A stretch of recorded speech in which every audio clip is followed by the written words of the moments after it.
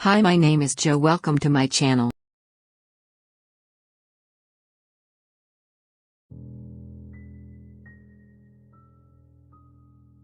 This is about what I experienced 3 years ago, which still makes me shudder. One night, I found a bar in an alley on my way. I had lived in the area for 10 years, but had never seen this one before.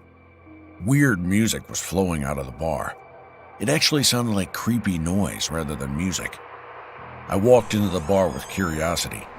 It was already packed with so many people. Interestingly, the place was full of beautiful women. I sat at the bar, thinking beautiful women from all around the world had gathered here. Bartenders also were stunningly beautiful and handsome. While slowly sipping the drink, my eyes met a woman's, and she approached me. I tried to avoid her gaze, because my heart beat about 3 times faster than usual in front of beautiful women. She slowly came up to me and brought her face close to mine. I just forgot to breathe because of her flawless, gorgeous face. The smell of alcohol on her breath was just like out-of-this-world perfume, and I couldn't help but get a crush on her in the blink of an eye. When she asked me to go to her place together, I couldn't even believe my ears. We finally got her home. She whispered she loved me. That night I soon fell asleep, obsessed with extreme happiness. When I woke up early next morning, it was unbelievable, but I was lying on a bed in an abandoned house, and she was nowhere to be seen. The bed was stained with something dark red, like old blood. Feeling startled, I looked around, but there was nothing in the empty house but cobwebs, dust bunnies, and mice. In suffocating silence, I heard only the sound of insects and howling wind through the cracked window. Completely frightened, I ran away from the place, and I finally recognized that this abandoned house was in the middle of a thick forest. How could I have spent a night in a place like this? Who was she last night? Meanwhile, I found my car parked in front of the house and I quickly drove home. When I checked my dash cam, I was shocked. In the footage, I was driving alone to that house. Besides, I just kept speaking alone, though there wasn't her voice back. Then, with whom did I spend the night? Who the hell was that? What was worse, some changes began to happen in my body. My body began to smell weird. My eyes turned reddish and the skin turned purple day by day. I also quickly lost too much weight. Sometimes I felt like I had absolutely no energy, and I collapsed from time to time while walking. In such cases, I even couldn't get up because I had no power, and I had to struggle hard just to push myself up from the ground.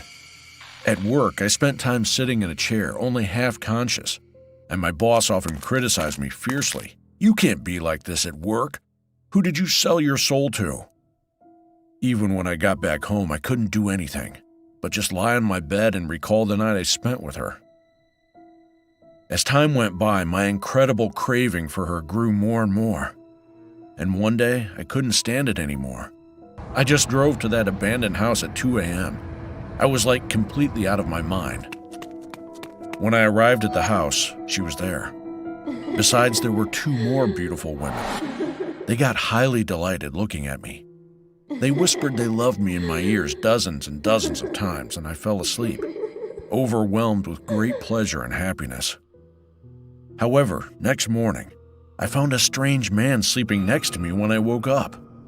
He also woke up with a start and shouted, "What the heck?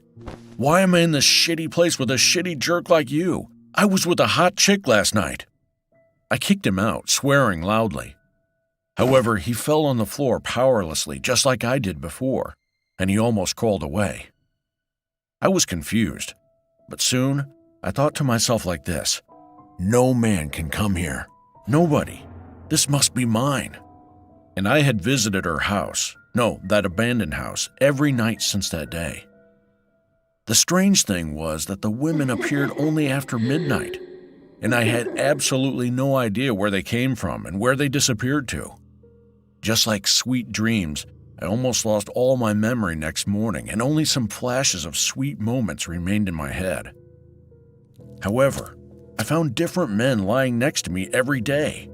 One morning, I found 2 guys sleeping right next to me when I woke up. and one of them was the one who had already come here once before. I got extremely mad and yelled at him, "I told you to piss off!" I was about to slap his face. At that moment, he suddenly began to look so painful, grabbing his chest. I and the man next to him panicked. After a while, he just died.